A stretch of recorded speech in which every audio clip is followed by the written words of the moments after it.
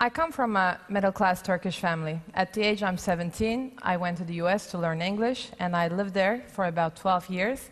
As an au pair, I put myself through school, and after having lived there 12 years, I have not taken any money since the age I'm 17 from my family, so I'm financially free since the age I'm 17. So then I moved back to Turkey and started a great corporate job that I love, build a family, have 2 kids. I go back and forth to work, to my house and to work, until I saw this picture.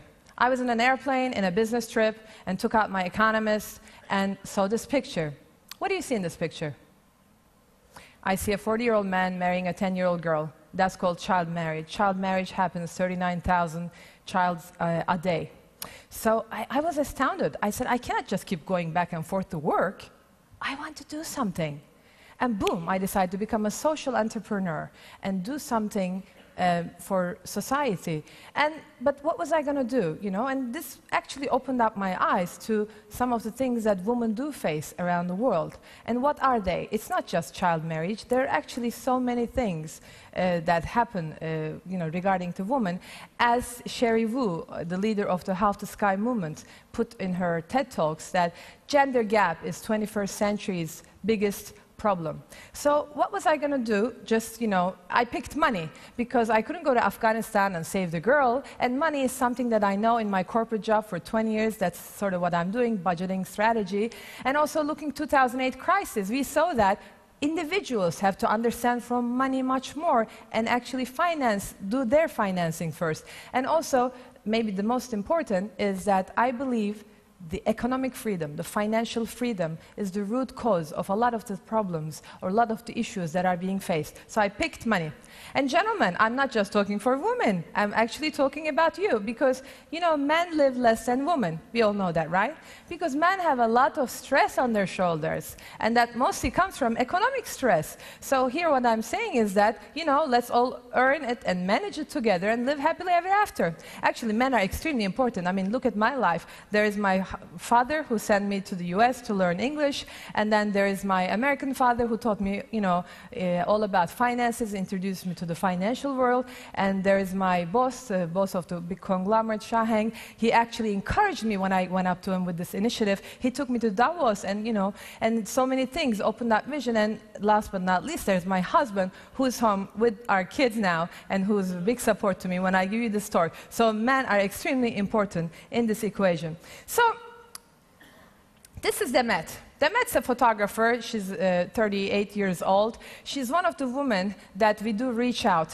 So a couple of years ago, started a television show and writing books and seminars all across Turkey. And I'm very happy to say that we started also an association, Financial Literacy Association of Turkey, and where we're trying to build the ecosystem for financial literacy. So Demet, like many women, she said, I don't understand from money. My husband takes care of it. My father takes care of it. Money, I don't have money to understand from it. So there was this Chinese walls between Demet and money. And guess what? Society wasn't helping that either. Demet, money, give her credit, she understands. So she was not very much being helped. But guess what? Demet, it's been 2 years. She was crying at first when she first called.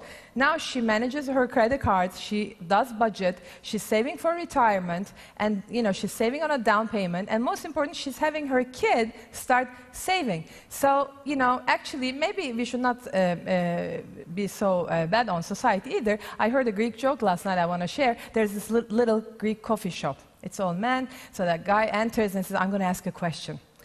If depending on your answer, I'm going to give you a kota, chicken, did I say that right? Or alogo, horse. And so he goes to the first guy, he says, who is managing your house? The first guy says, my wife. And then he says, here's a kota for you. And then goes to the second one, who is, making the decisions in your house? My wife, here's a kota for you. And it goes around and around, and comes to the last guy in the little coffee shop in the village. He says, who's managing your house? Who's making the decisions? The guy says, oh, of course, me, look at me. He says, okay, then I'll logo for you.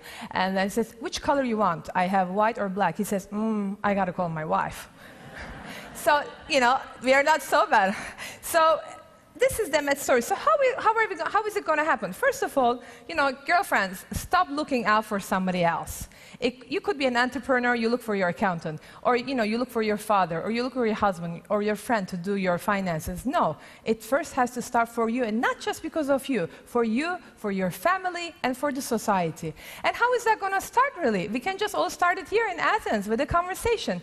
So there's a money conversation that has to take place, and that goes like this. So, it can take place between a lot of people, but here I picked the husband and wife. So the wife goes to the husband and says, honey, I want to manage our money. And what does he say?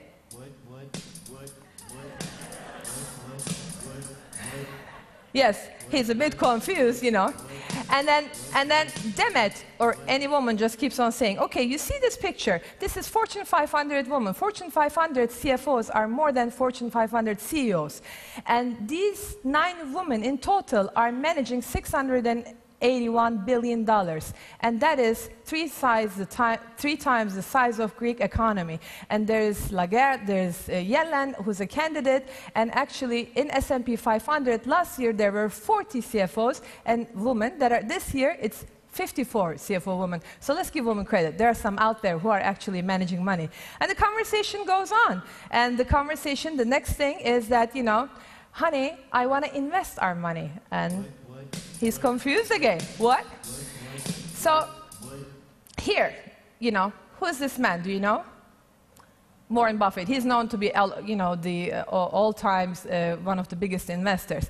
How does Warren Buffett invest like? Because everybody wants to invest like Warren Buffett. How does he invest like? Warren Buffett invests like a girl. That's actually a book. They've done a study on this. How does he invest? Number 1, women do trade less. Number 2, women do have less pressure from their friends, peer pressure. Number 3, women research more, learn from their mistakes more. And number 4, because of less testosterone, women take less extreme risks. So let's give women some credit. University of California, they did a study for 7 years, that's a lot of years, and women outperformed 4.6% on average. So women can invest, I'd say. And the conversation goes on. Honey, I want to spend our money. And actually, the first thing I'm going to say, women and spending, what comes to mind? Shoes. I'll show you a study, and they asked a woman, do you regret getting rid of at least one pair of shoes? 92% says yes. And they asked women again, do you regret separating from a boyfriend? 19% says yes. So shoes have got something to do with it. But, putting that aside, where do you think women spend their money? Take a wild guess from what you see here. Just think for a second. Education, nutrition, and health. When women have money in their hand, this is where the money goes. In emerging markets, a staggering 90 cents on a dollar goes to the human resources of the house. And actually, women, on average, 40% more likely to donate money also. So it goes back, plows back into the house and into the society. So give women credit for spending also. And, listen, we are all humans, right? We all can have our vulnerabilities. And if you cannot stop yourself with the shoes or bags, can I have a bag here? I'll just show you a 10-second rule, which is very, very, Listen, you guys do it with electronics. Don't give me that. So we women like, shoes and bags. So 10-second rule works like this. You'll count to 10, and you can use it. It works very much with all the everybody in Turkey that we are doing. 10 seconds. I'm going to talk to the bag. I start. Are you a need? Are you a want? Do you have to come home with me? How many of you do I have at home? Do I have to put you in my credit card? How many times I'm going to use you? Are you a smart buy? No, I put that down. So you can just do that if you really cannot, train yourself. You see, we have solutions for everything. So we go on with the conversation, and the conversation goes on. It says, honey, I want to earn money. I want to become an entrepreneur.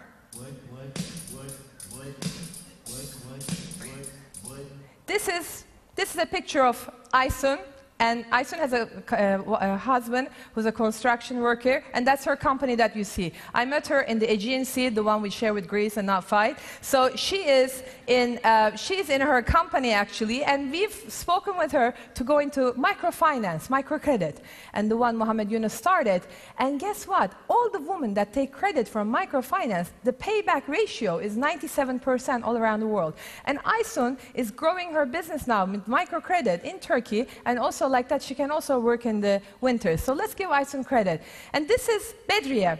Bedriye is that's who she is. She's a role model, she's a serial entrepreneur, and what she does is that she makes profit and impact at the same time.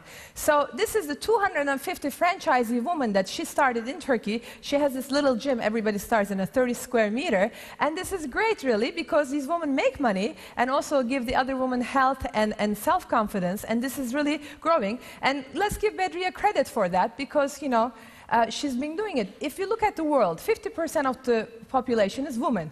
Only 1% of the assets belong to women. So when you go to a bank to get a credit, what do they ask for? Collateral, something to depend on.